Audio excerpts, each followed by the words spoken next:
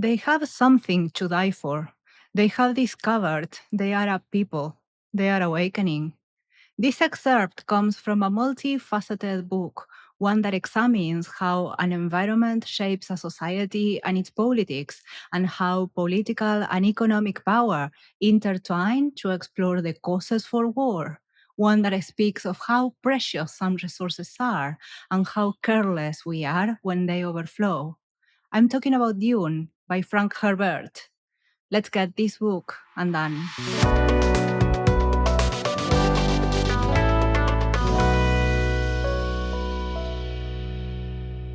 Hello, everyone, and welcome to Books Undone.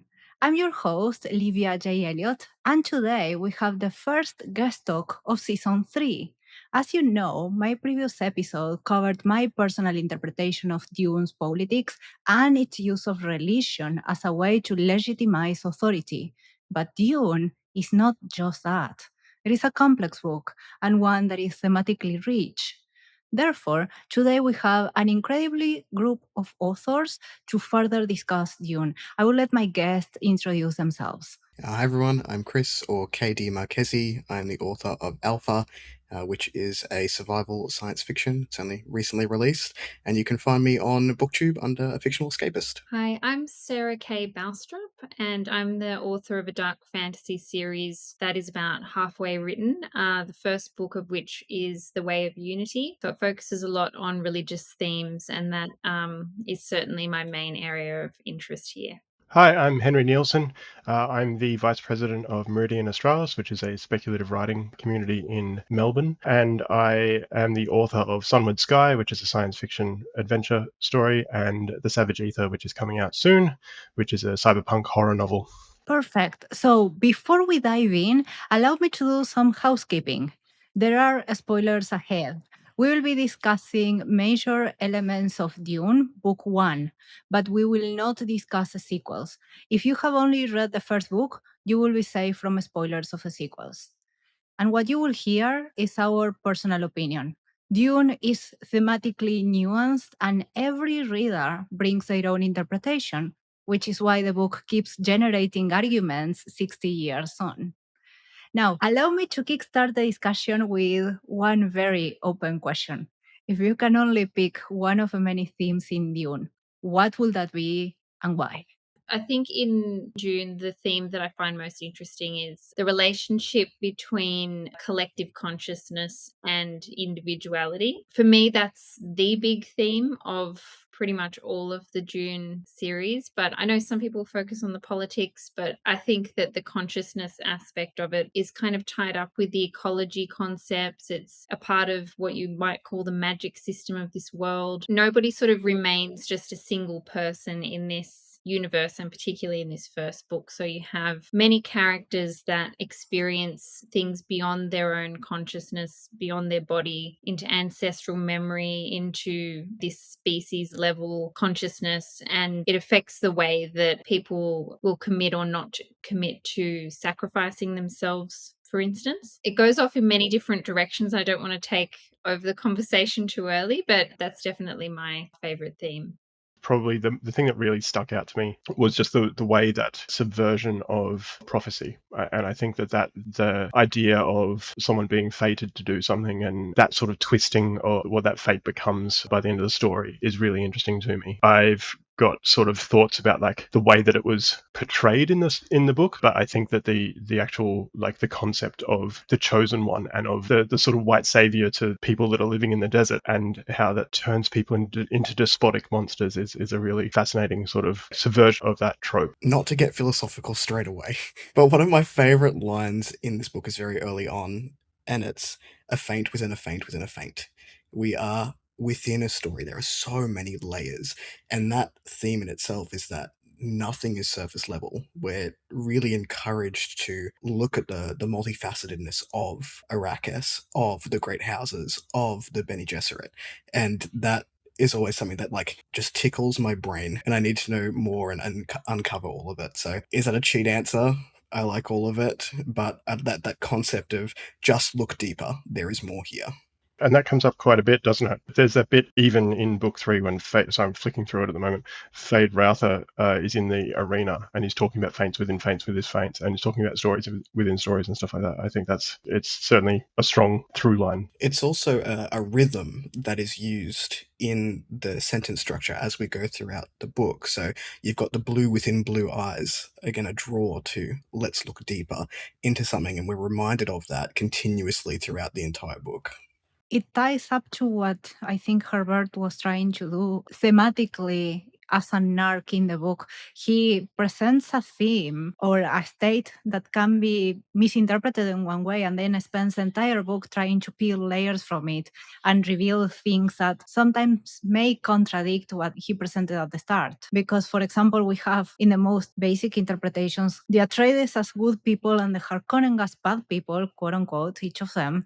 But as Leto starts discussing with his lieutenants how he's going to take Arrakis, we start seeing that he's not entirely averse to doing some morally gray stuff, covert stuff, attacking, right? So everything has layers, as you said. It's like from the characters to the themes and to the societies as well. I like that we just get those little seeds of doubt from the good guys that are placed within. And that's a theme throughout the entire series. I know we're speaking about the first book, but that continues throughout. And I think also the way that, somebody appears to be acting of their own free will, and then it's revealed that they're actually an instrument of a larger plan. I think when you're looking at this savior figure, Messiah, that is Paul, it's like his moment of transformation doesn't really involve much free will. So it's like he's sort of trained from birth, but he can still exercise his moral choices and things. This idea of the sleeper awakening, it's almost like in the military where they brainwash people and then some word, like they do in Fight Scene, but that is the mechanism of his spiritual awakening. He doesn't want it, and he's kind of flooded with this information, and it's almost as if as an individual person he dies at that point and becomes like quite a different character and very cold where he wasn't cold before. And there's just so much to look at in that, because a lot of the morally grey stuff that he does is after that point. He's literally a different type of being by that point. And who has designed him? Who has created him in the end? Like, he hasn't created himself. Yeah, because he's quite young in the story. He begins with 15, and by the end of the first book, he's 19, roughly. So everything he has is the knowledge that was imposed on him, the conditions that were imposed by the Harkonnens attacking Arrakis, and the limited resources he has. And I think to some extent, the only emotion that he chooses to have is a desire for revenge. And not quite at the same time, because he feels bound by honor to take revenge of his father and everything that happened to him, which may be part of the ploy of the Bene Gesserit as well. The build-up to essentially the rebirth of Paul in this book, I'm reading it for the second time now. I read it a while ago, tried to refresh for this, and just the amount of foreshadowing that is in the book that I missed on that first time around is incredible. For this build-up for that moment where everything sort of shifts, the tone shifts of him, of the book, it becomes a lot more philosophical as we start progressing into that. But yeah, picking up a lot more on that this time around. I found that there's several points where it says, as the Duke's son, or as the Duke, I forgive you, or I'm doing this particular thing, but as Muad'Dib, I'm doing this. And I'm like, he's behaving as the prophet, and he's sort of separated his mind and the way that he interacts with people is into these two different spaces, which I think is sort of what happens to people when they start behaving like in religious ways and things like that. A lot of times you'll find they will say things according to their religion, then behave in a different way according to a different set of sort of keeping two sets of books in terms of morals and ethics, which I think is something that he shows really well in this. But a lot of the consciousness stuff comes in, the 60s kind of countercultural movements and things like that. And I think it is interesting to think about the fact that Dune was written in or released in like the mid 60s, just all the different types of art and film that were popular at that time and what people were interested in.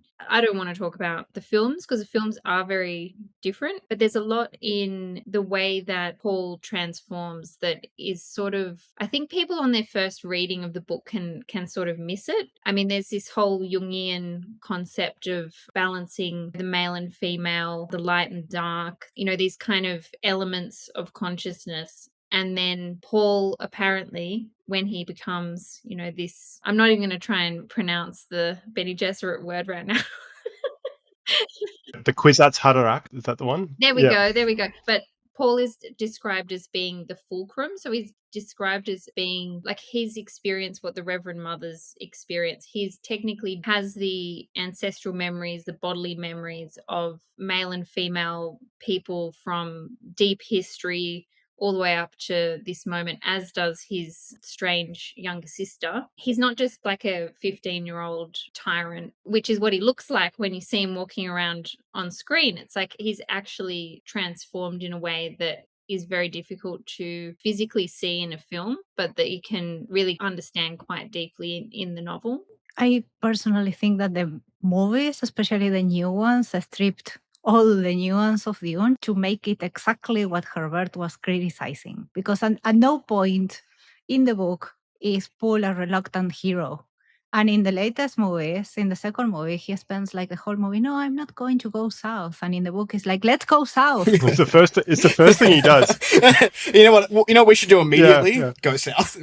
It's just over there. We cannot go south. Yeah. Let's go south. Yeah, it's a very different. And besides, in the book, it's very clear that at some point he says, okay, the Bene Gesserit and the Missionaria Protectiva set up all of this. We are going to use it and we are going to get the power and then we're going to take Arrakis. And in the movies, that's completely erased. And I think that's, I think it takes a lot of the impact of what Herbert was doing.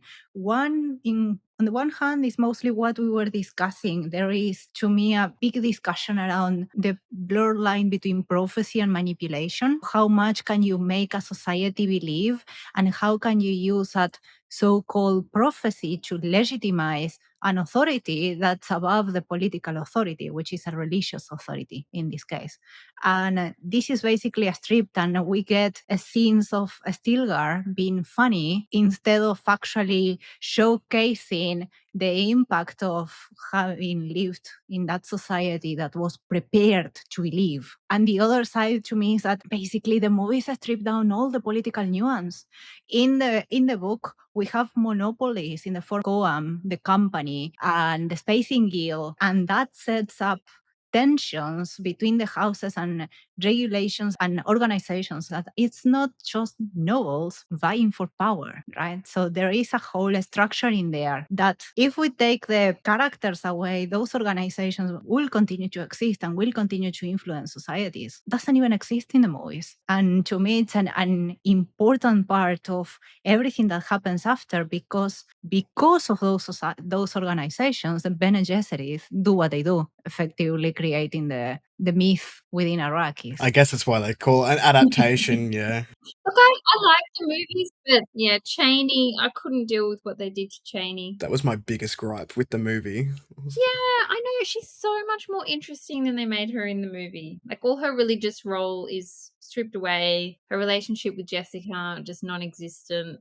The Liet Kynes thing, gone. She becomes just this spurned lover, right? Whereas, like, in the book, like, the fact that she is the concubine is sort of, like, the very last line of the book. It's like, that's the thing that makes her powerful, because, like, the concubines will not be wives, and, like, that's like a whole thing.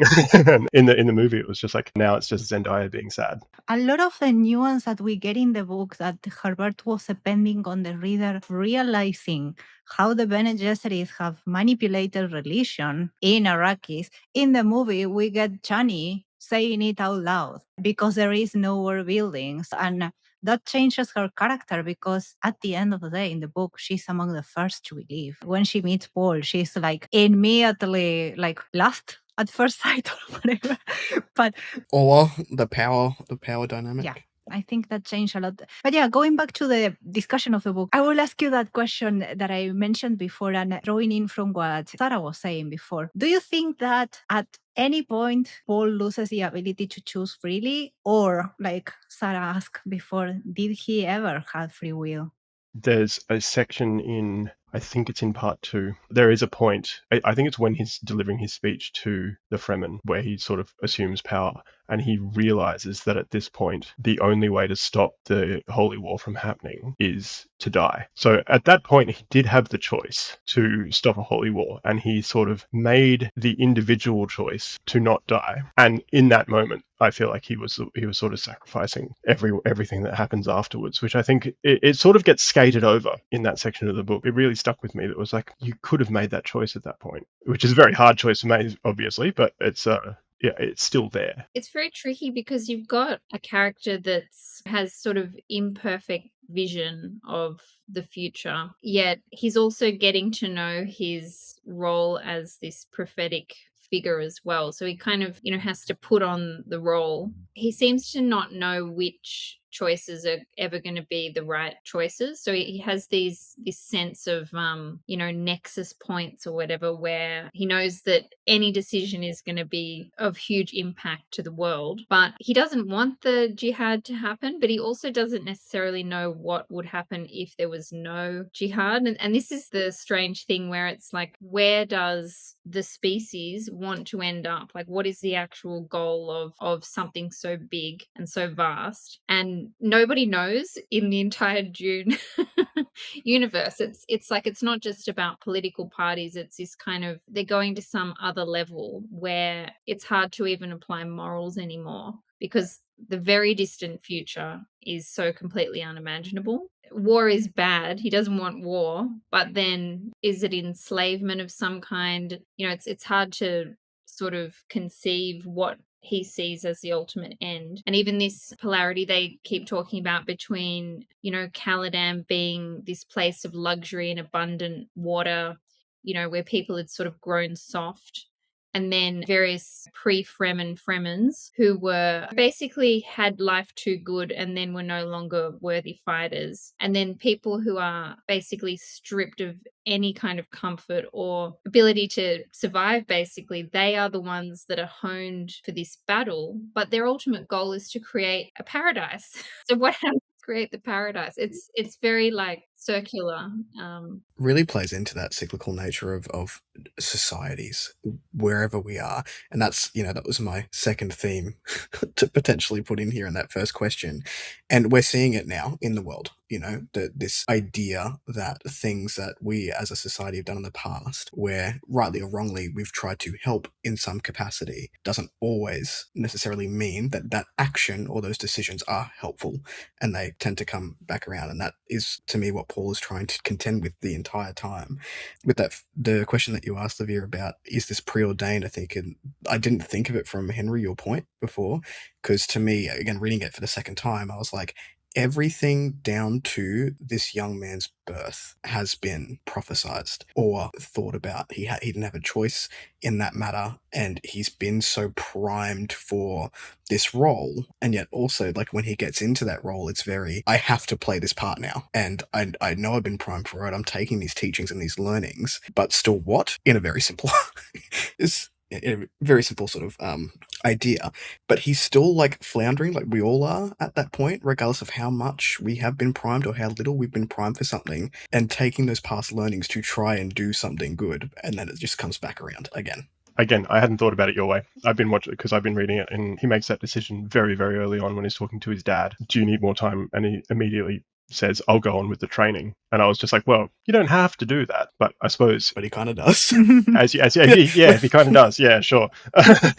So yeah, there is a sort of like fatedness to it. And that's like, there's a lot of fatedness happening in the way that it's written as well. It's very omniscient. It's almost written like a holy text. And, the little preludes to the chapters are, which is the whole point, I suppose. we get this idea from Princess Irulan, but her little bits at the beginning of the chapters from like page 1, we know that something is going on, and this person that we're following is important, and it's just like drip fed to us in these little bits, and that builds the entire way through in the suspense of what this person's going to do, because there's obviously something quite epic to have this princess, the daughter of the emperor, from the bigger picture that we do lose a little bit in the movies, is the one to tell us this. I think that adds an element to it as well. That's a great point, Chris. And I think it also creates a mirror between the reader experience and what the characters experience in terms of foreknowledge. Because we are reading the story in the present time, but Irulan is speaking to us with those little bits from the future,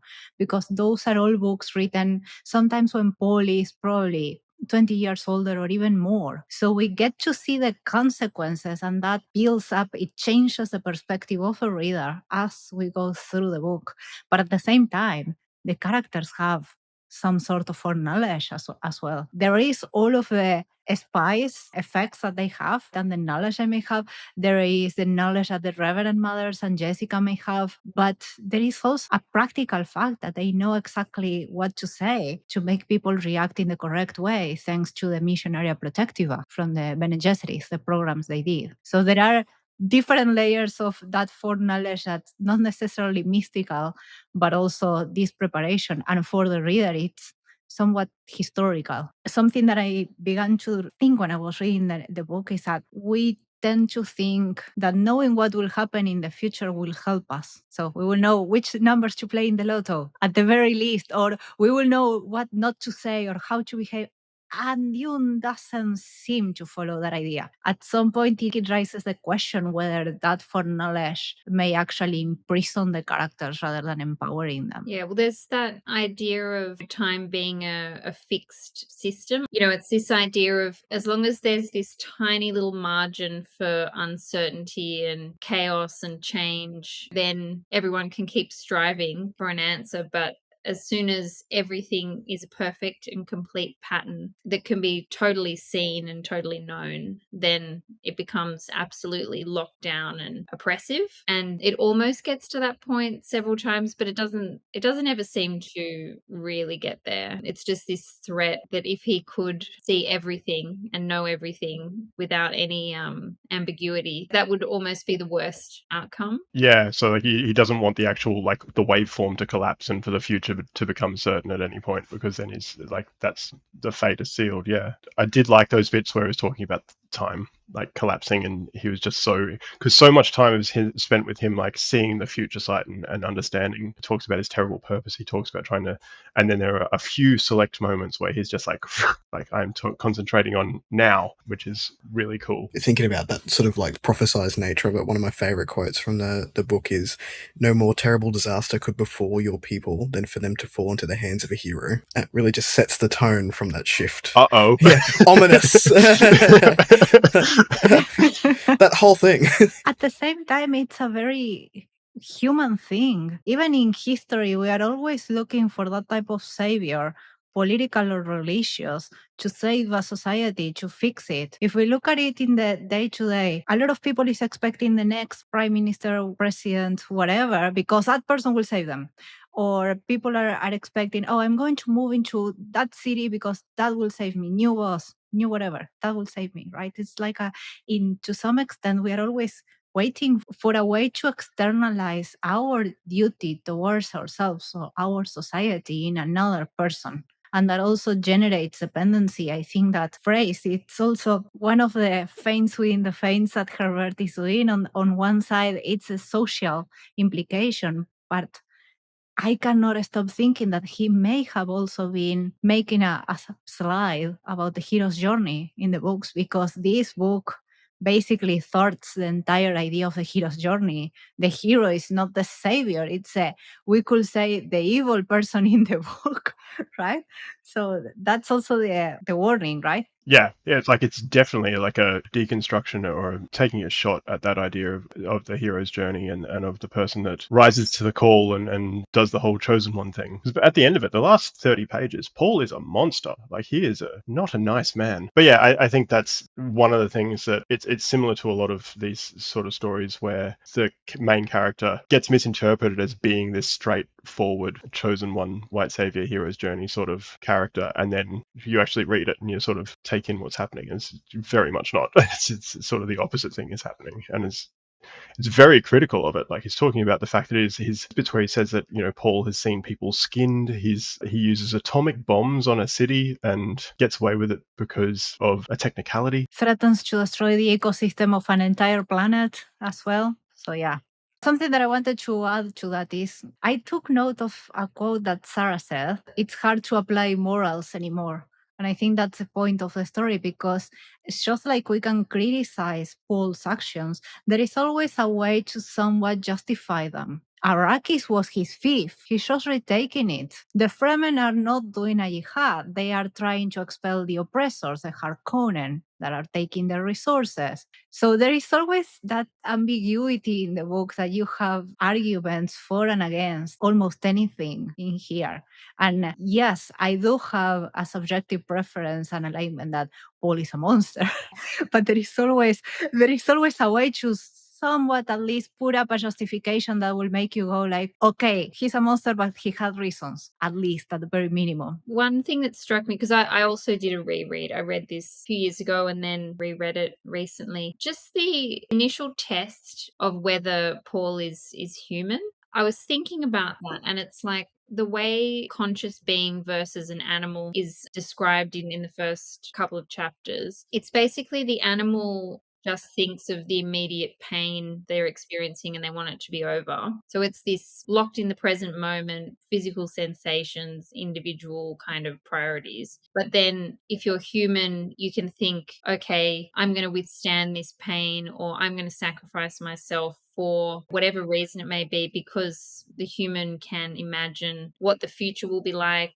It can imagine long chains of consequence. So even the people who don't have these sort of special powers or prescience, even just being human, you have the capacity to imagine yourself kind of inconsequential in a way as an individual, but you have a role in the larger scheme of things. You see all these different examples through the book of just people either acting for themselves, which is often the villains, and then the people who are also villains but more understandable are the ones that are making a lot of sacrifices. So it's Fremen basically will sacrifice anybody, with no hesitation or thought for the good of the tribe. And that's considered to be a great quality of these people. And you just see that sort of repeated over and over again with people joining the cause and more sort of knightly loyalty of the Atreides soldiers, how it's seen as honorable and good,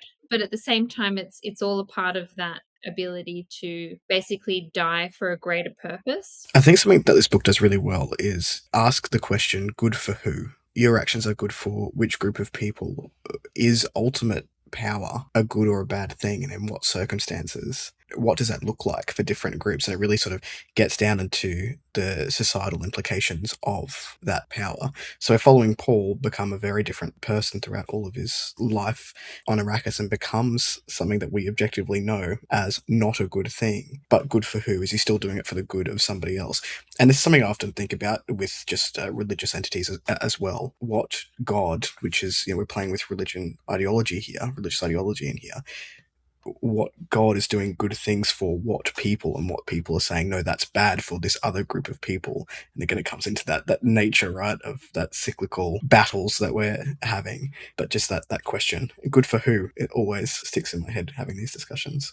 Dune, to some extent, highlights that it's impossible to unify people. There is always going to be sides, and as long as there are sides, we fall into that question of this hero being good for whom, or their decisions for whom, because they are always going to take sides. I wanted to mention one of my favorite parts of the book where, you're thinking, okay, we're in these religious concepts, religion, And then Jessica is there watching her son fight and watching his life being risked. And then she says to herself, if I could only pray, if I could truly pray. So she can't even pray. It's like, she's like masters of manipulation. And that's literally what they are, masters of manipulation. To me, this is not about faith. It's just religion as a structure and an organization. But it's a great point, Sarah, as well. And also just the idea, I think, because it's not a technological society, I do think that if you think of the spiritual aspects of the book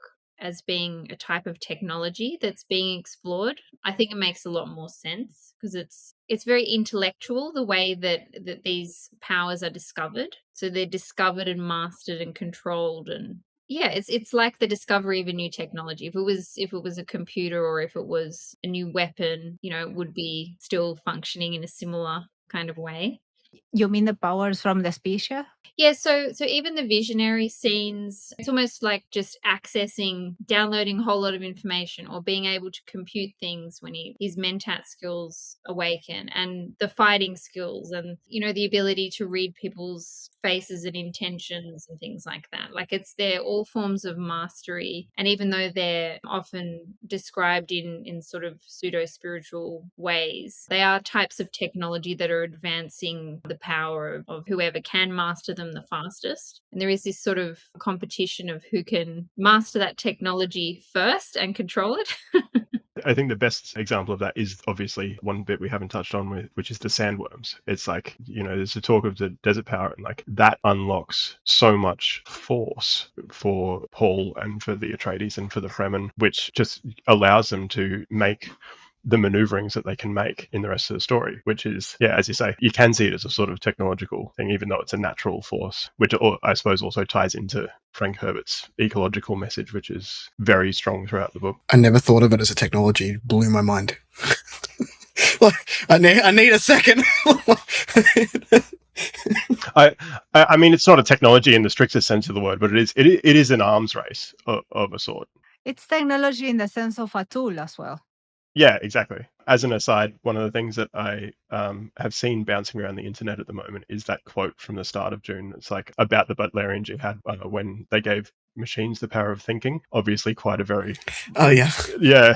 Upon rereading, I'm like, it's really not that big a part of the story at all. It's basically, he goes, yeah, we don't have computers because of this thing that happened a while ago. Let's talk about lasguns and shields and sandworms. Like it felt like a literary device to just talk about something else.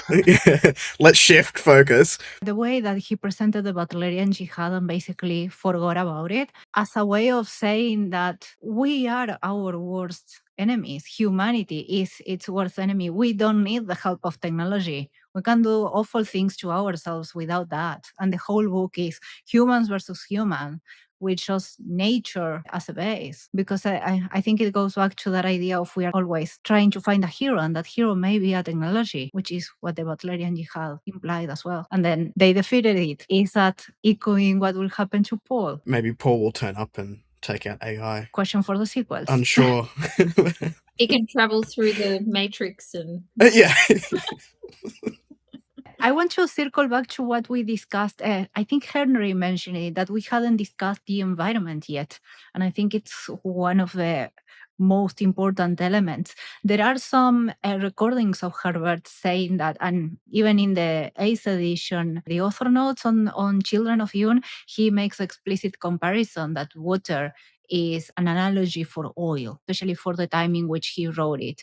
I think that if we look at it in these ways, Arrakis spice is a precious resource, but within Arrakis, water is a precious resource to the point that they measure richness in terms of how much water you have for yourself. Everything in there is about water, and scarcity and the distribution of limited resources is basically not only power, but also status. So we have that, and we also have the understanding that, yes, Arrakis may be a difficult environment, not prone for humans. We know that the worms are there. We know the importance it has for the ecosystems. They still want to make it into a paradise for whom? For the humans. They still want to terraform it and destroy what Arrakis was in the origin. So do you think that environmental exploitation that it's always discussed in the book could be due to ignorance, greed, inevitability. Are we humans doomed to do that all the time? Because we do it on this world, in the real world, right? My day job is in sustainability, so that was a really interesting thing for me. So the first thing is that the Fremen, first and foremost, are working with the environment, which is quite an early example of literature talking about working with the environment. There's a lot of it that happens these days. I know people like Becky Chambers talk about kind of having environmental stuff taken very seriously. But so the Fremen work with the environment, the Harkonnens work against it. They basically, they have the spotter planes to see when the worms are coming. They do all this sort of stuff.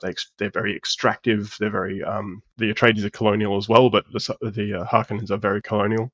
And then the other thing that you've got is, as you mentioned, Livia, you've got the two economies. You've got the economy of the spice, which is like Coam and all of the houses, the international space travel that are trying to control it. But underneath that, you've got this very base level economy of water, which is in a way a lot more real. It's survival. So having the highlight of this very base level survival economy measured against this like incredible richness of Coam and of Emperor and stuff like that is really fascinating to read about as a comparison. And it's something, one of those juxtapositions that happens at the same time as Herbert is talking about the Harkonnens versus the Fremen and the way that they interact with the environment. I think it's fascinating. But at the same time, there is a bit of irony in there because the Fremen know how to, or live in the desert, have been working with the desert. They still want to terraform it. That's true. Do they all want to do it? I know the Kynes does, and I know that they've started doing it down the south, but was that mainly a thing of Kynes? Stilgar also wanted that, yeah. He was doing it as well, but turns out they're terrible too.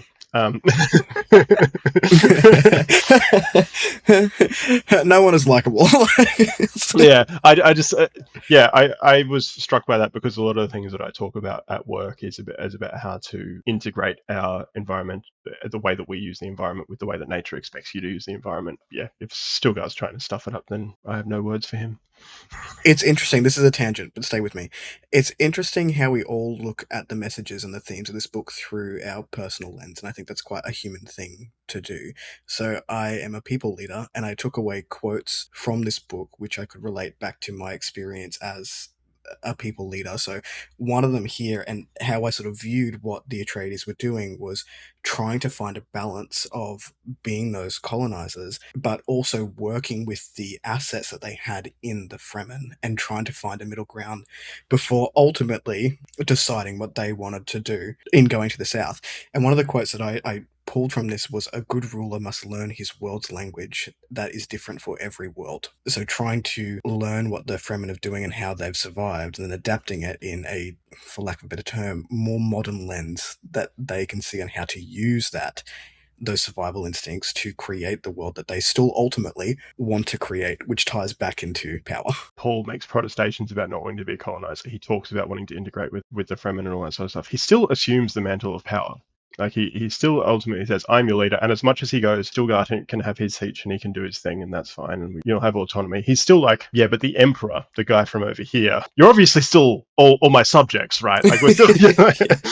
But I'm still actually in charge, so. And I think that's something that Tolkien does as well. As much as he has a very strong, spoilers for the Lord of the Rings, but like as much as he's got a strong sort of environmental bent in the Lord of the Rings, he's also a victim of being a British subject in the 40s and 50s, and the concept of empire is still very strong in his writing. But I think Paul as a character is doing the same thing that Tolkien was doing accidentally. Every resource seems to be used for a specific need.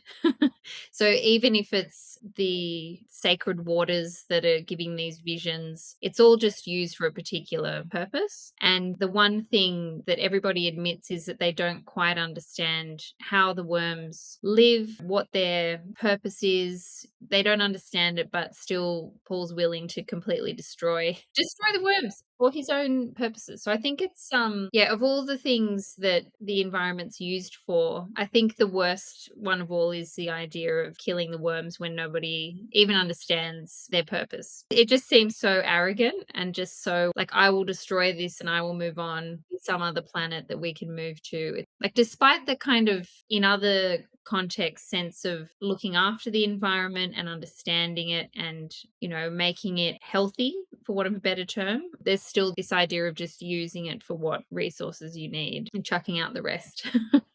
And it's also pretty interesting how when you get blinded by the interest produced by that resource, the impact of not having that resource, in this case, sandworms, gets completely side-blinded by the economy and the power that it can give them. Because a lot of a power Paul has is because he controls the deserts of Arrakis. He controls the worms. He knows how to destroy the spice. But if he does that, he's destroying himself as well because he loses the power. Arrakis becomes just a desert. Yeah. Right.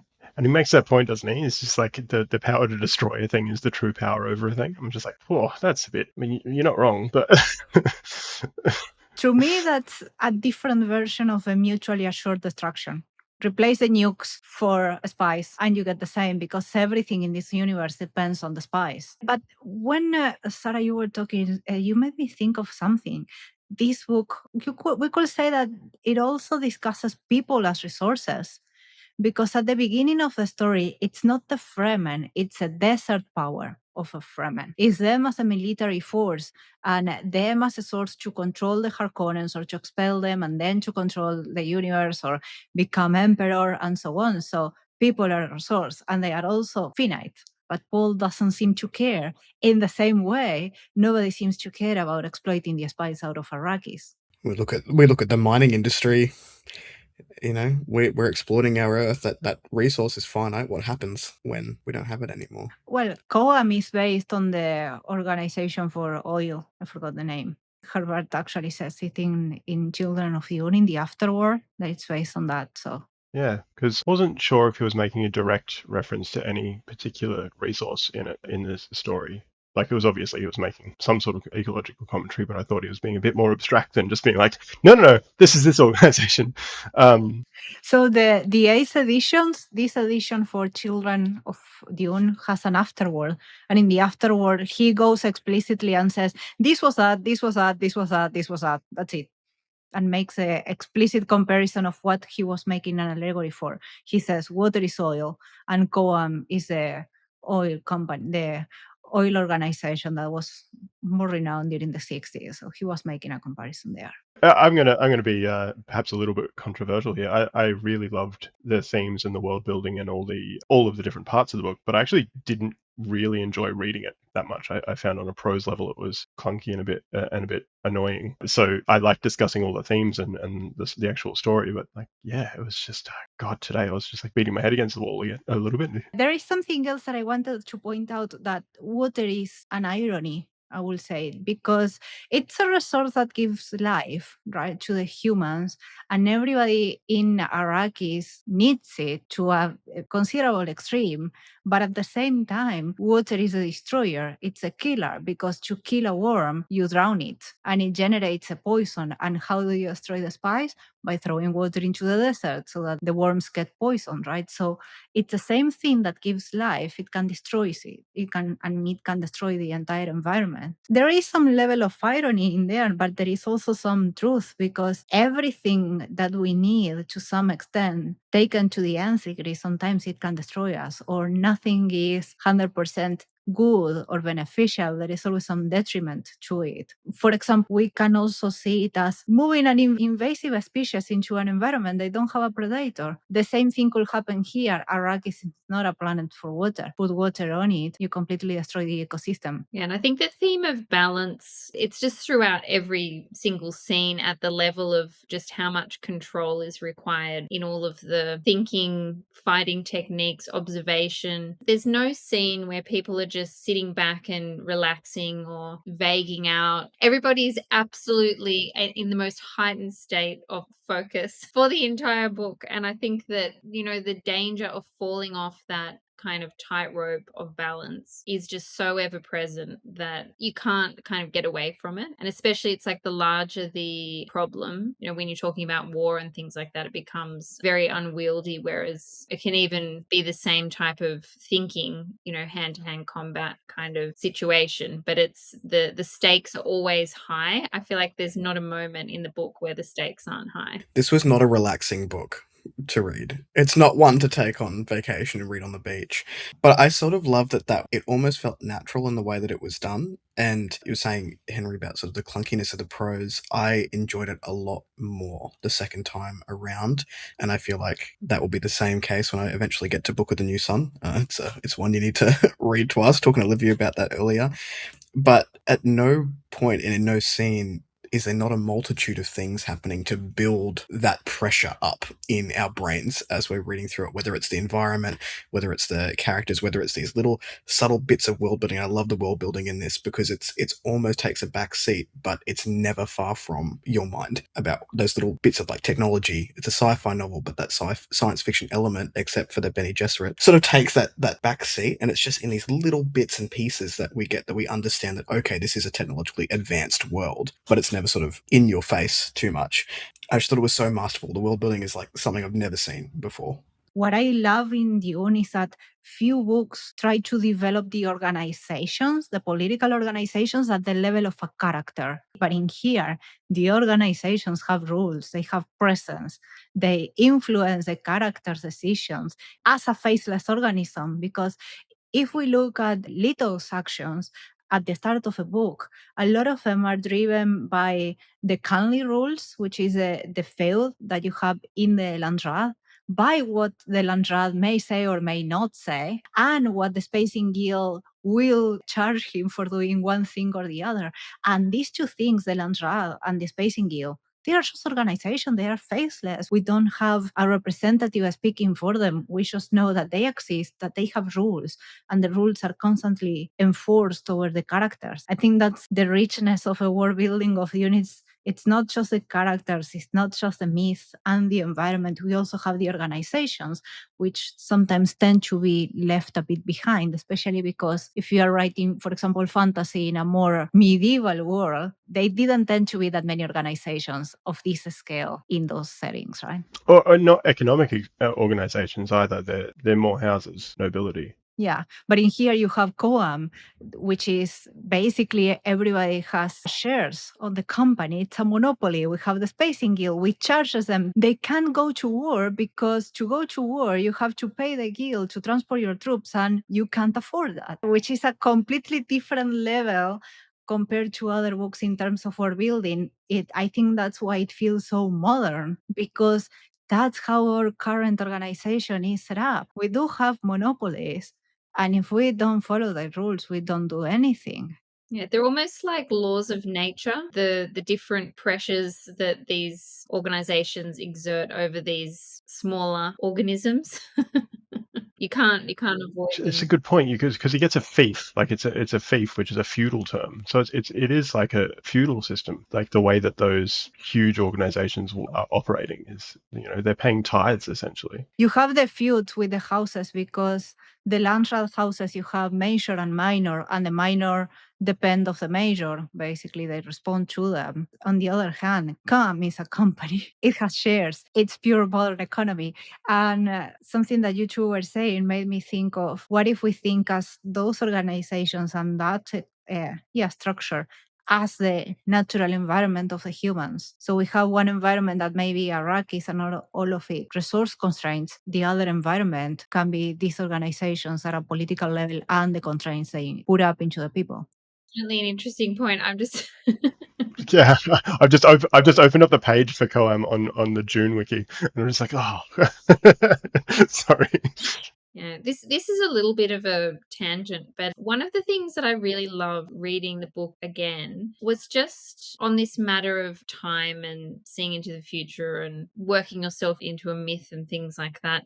Just the way that Irulan's passages build up her character. And when she's finally in the scene, right at the very end, it's like you have a couple of lines where we hear about what her role is to be. And immediately at that end point, you know exactly what her entire life was like. And just, it's so clever, this kind of backwards forwards revelation. And I feel like it kind of mimics some of Paul's experiences. But also when Cheney's introduced, it's like, okay, we're going to take this drug and then we go all weird in time and suddenly we've had children, we've had this whole life together, deeply in love, and it just, you have no time for them to actually get to know each other or have any type of normal interaction. It's like they go into some deep time space, at which point she realizes that she will have a child with him and that they've always been in love with each other. You know what I mean? There's no choice.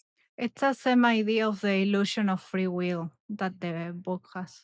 Yeah, back to the conversation of free will. Yeah.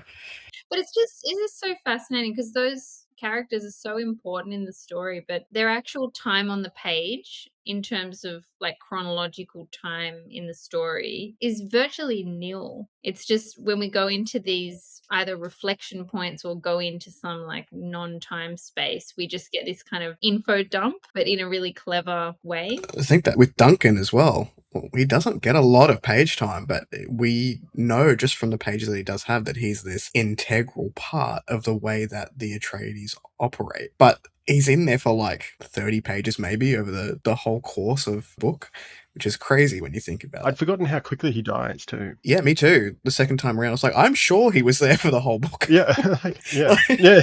I do remember, Sarah, when I first read it, I'm reading the intro because I knew nothing about it, and I was reading the intro to each of the paragraphs, and I was like, who is this Princess Irulan? Where the hell is she? And then I got right to the end, and I was just like, you kidding me? Like, she is. She is. Don't even know if she gets a line of dialogue. Yeah. Yeah. And then Jessica's just like, I hope she'll enjoy, sitting around with her books. Yeah. It's like, yes. Yeah. There are worse ways to be, Yeah. At the same time, I think her role in first book is pretty interesting because she's virtually sidelined until the last few pages of the book, yet we understand the consequences of everything that happened thanks to her. So she may not have had any agency on what happened here on the first book, but she certainly has control over how everybody that comes afterwards understands the story of the Lisan al-Gaib. It's that power play again, but from a very sidelined character. But you, just from those excerpts, you know that she plays a huge role in this world because she's the one giving us these little snippets and helping us understand. You know this author, Ada Palmer? She wrote the Terra Ignora series, To Like the Lightning and so on. She's a historian. And the latest book is nonfiction. It's about the Renaissance. And she wrote a line that says that it's not the victors who write history, but those who write history. So you could say Irulan is a victor in here because she gets to write history. She gets to say to the society of the future world of Dune how these events are interpreted. She wrote them. That's a very interesting take on power as well. Just to add another lens to the... How much is she a reliable narrator in those excerpts as well? We will never know. We don't know. We will never know. We can understand that she's biased to some extent. She's also a Bene Gesserit. And she is also biased because it was her father who lost the throne and she was somewhat forced into a position. So is she trying to make it look better or worse? What is her play on that? And I think that's the point. If we look at history 2,000 or 1,000 years old, we don't really know exactly what happened. For example, there are historians that keep finding things that may somewhat contradict what was understood until this moment, right? And that's because what we have written is entirely unreliable. She's doing the same. And that's the source of her power, the ability to record history. Yeah, so I've just opened to 3 random ones, and there's Muad'Dib Family Commentaries, A Child's History of Muad'Dib, Dictionary of Muad'Dib. So she's done at least 3. And then there's In My Father's House as well, and like all these other ones. And you're right, they're all stylistically and different. The collected sayings of the Muad'Dib. Yeah. Oh, and then you have the profiles from the characters. There is Count Fenring, a profile as well. So she has biographical notes on every character, or at least in most of them. It does seem she did enjoy her time with her books. No, there's no computers. What are you going to do? Yeah, to enjoy the time and then enjoy basically crafting history. Because look at this one, for example, it's very close towards the end. So that's the end of the book, From Araki's Awakening. And she writes, He was warrior and mystic, ogre and saint, the fox and the innocent, chivalrous, ruthless, less than a god, more than a man. There is no measuring Muad'Dib's motives by ordinary standards. In the moment of his triumph, he saw the death prepared for him, yet he accepted treachery. So there are some in which she's also building up the image and at the same time sabotaging it. Since we are in this line, Dune focuses consistently on leadership at many levels. We have, for example, the Bene Gesserit and the Reverend Mother leading from the shadows. We have Duke Leto, the honorable, quote unquote, Harkonnen ploying from the shadows. We have Paul rising. There are many examples of leadership, and all of them are built up somewhat differently. All of these characters have different goals, different motives. Do you think that Herbert favored portraying leadership as a moral calling or as a strategic necessity? The one thing that stands out to me is as missing from any of these forms of leadership is any kind of pity or compassion. I mean, there aren't many children, elderly people, anybody who couldn't fight who is given any time in this book. It's really, I mean, Alia survives and leads an army, you know, basically wearing nappies because, you know, she is secretly a reverend mother even as a child, but there's no place for weakness whatsoever. So it's physical strength, absolute sacrifice, brutality, like all of these things are required of the people. And anything less than that, you're just dust in the wind. So, I mean, as you say, Olivia, like the reason, the justification for every single choice, for every single development, but at the same time, you wonder how leadership would change if they did create this paradise or they did experience wealth or ease in their society. Bring it down to those two choices. Like, I'm a cynic, so I'm always going to go for strategic necessity, but that's also partly the environment that they're in. They don't really have a choice to not think about the strategizing of the next action to remain in power, if that is the motivation. Interesting. It's an interesting concept to unpack. The Atreides in particular, like Duke Leto, makes a lot of noise about the moral duty. Like he talks about how he's going to pay people better and he's going to do all this stuff and improve conditions and all that sort of stuff.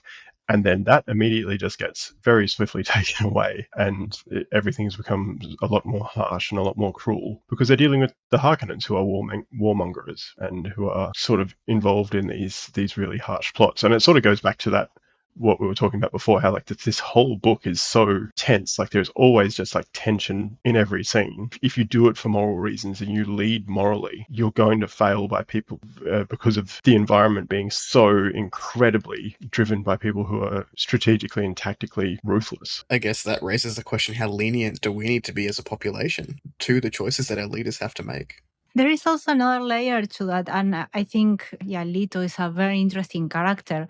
We see him as a moral leader, someone who cares about people. There are several scenes in which the whole point is to have someone suffering or in danger and have Leto demonstrating that he's a good person and wants to save them, help them, or assist them in any way. But then we have the meetings with the lieutenants and with the council, and we have a scene in which he plans to tax the smugglers a percent, let them do the smuggling, and a whole strategy to basically betray them in case the emperor finds out and take the money, which is keeping the illegal operation simply because it favors them. We also have the covert mission to Giedi Prime to destroy the Harkonnens' storage of spies. Yeah, he's a good leader, but he's a moral person or someone who is presented as an easy person to relate to or to think he's a good leader. But at the same time, behind closed doors, he shows that he's a very different person. Every scene within closed doors is Herbert showing the dirty laundry from Leto and everything he's doing, you know? So that raises, I think, another question is we will likely prefer a leader like Duke Leto compared to Dravan Harkonnen, but Leto is not morally clean, which raises the question is of can a political leader ever be morally clean? Yeah, it's all, I mean, everyone's looking after their own. So there's nobody who's even attempting to rule justly over everybody in this kind of quite large universe. I mean, there's a lot of different houses. I assume they all have planets and places that they live. So it's this very kind of the fief. You just look after that. And if you look after that justly and be ruthless to anybody else, then that's at least good to your people that you're responsible for. But it's a concept that I think Herbert really unpacks in an interesting way in later books. Because I thought that Leto, as you say, he does all these sort of morally questionable things, including going like, well, we need to get the Freeman on side or the Fremen on side, not because that's the morally right thing to do, but because they will be politically useful and like useful to us. So like he's not totally clean either. And I think that just the complexities of living in any large society is that you have to make compromise decisions, sometimes, some or all of the time.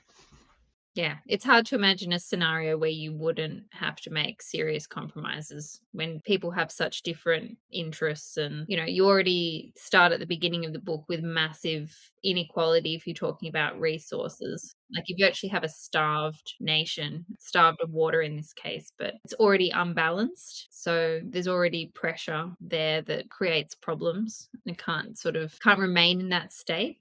And in terms of leadership, I think that few of the leaders in Dune actually chose to be leaders. Many of them are actually forced into or just dropped unwillingly into the position. Right. And it's not far from reality also. Yeah, I mean, Alia is the big example, I think. That's a lot of pressure for a kid. Yeah. Yeah. Fetus. I like in this one in particular how she communicates with Paul, like by leaving him a message in a vision in the future, because she can leave those messages, but he can't. He can only read them. And I thought that dynamic that we don't get to explore in this book. It's pretty interesting. Like he has so much inherited power as a Lisan al-Gaib after taking the water of life, yet that's something he cannot do. Yeah, and I think it feeds into the evolutionary themes that are obviously in the book of kind of progressive refinement of human consciousness and biology. You know, we think we're getting the pinnacle with Paul, but then there's things that come afterwards. Things are always changing and developing in strange ways, and all of the different groups that are seeking to kind of control that force and that the power that goes with it. It's like no one can quite keep up. So the Bene Gesserit, they're masterminds of a kind, but they still seem to sometimes get it wrong. Which speaks to some extent of how important those small moments are more than the larger picture. And they get lost in the small moments, right? Because, yeah.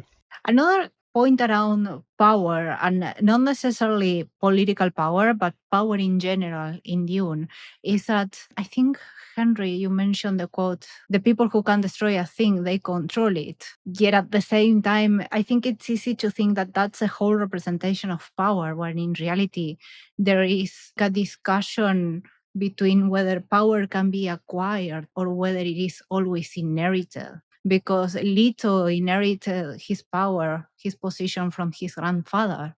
And we can think that Paul acquired it when in reality he just inherited it based on the whole Missionaria Protectiva and all the lies that Bene Gesserit have sown. So its power doesn't exist, it's always passed on. It's not created, it's passed on. And they do, like, it is represented as a genetic trait over and over and over again. So certain people have it and certain people don't, which seems to be, it's not like everybody who doesn't have power is necessarily an animal, but you do have this kind of divide between leaders and non-leaders, and they have completely different roles. And the sort of sacrificial expectations of the non-leaders is that's their job, to sacrifice themselves, to give over their will to form a common body.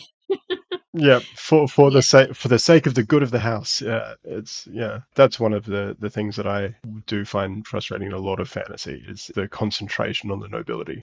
Then I think this was in some ways pointing out that, and at some ways also just leaning straight into it. They start with like a lot of talk about like how they're going to be better than the Harkonnens were, but then ultimately the Fremen are just sort of meat for the war machine by the end of which is it's an interesting take. But then you have Paul's phrase, we are Harkonnen. Yeah. They are Harkonnens. So he gets to be all of them. He gets to be a Harkonnen, Fremen, and Atreides, ticking them off. It was destined from the beginning. It's yeah.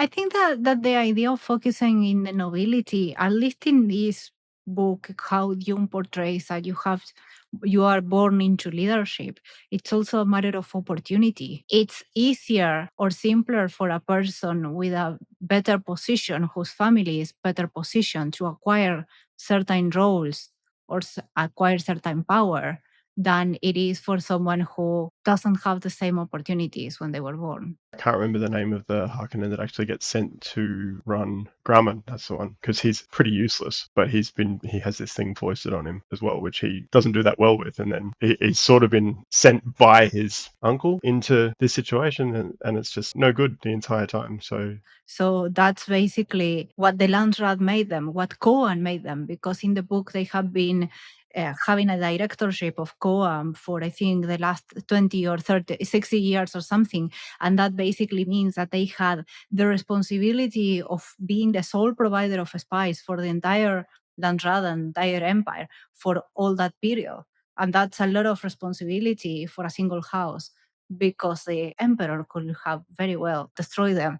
There is that famous saying that the spies must flow. At what cost is the other question.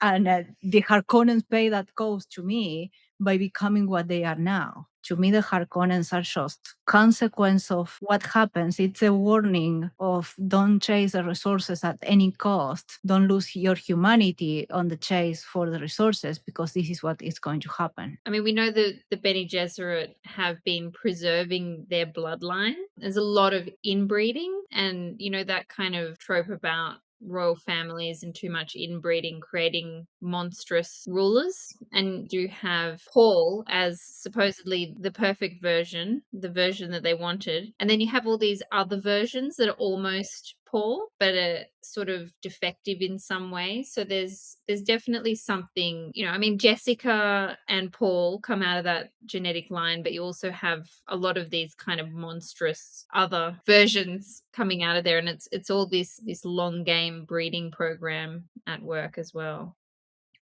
On that note, thank you everyone for coming here to discuss Dune. This was a great way of kicking up the guest talk of season 3. Before we wrap up, can you please remind the listeners where they can find you? Yeah, for sure.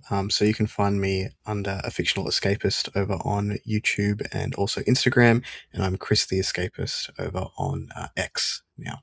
I'm Sarah K. Balstrup, so if you can manage to spell my surname, you'll find me everywhere that I am. But I'm mostly on Twitter, and I've just started on Instagram. I don't post much on there because I don't do the video thingies. I do pictures every now and then. I am there. I'm Henry Nielsen _writer on Instagram, and you can find my books and my newsletter at henrynielsen.com. Thank you so much, everyone. And if you enjoy conversations like this, feel free to check out my Substack at liviajelliot.substack.com. I share short essays discussing speculative fiction, both its craft and the themes. I will leave the link in the description.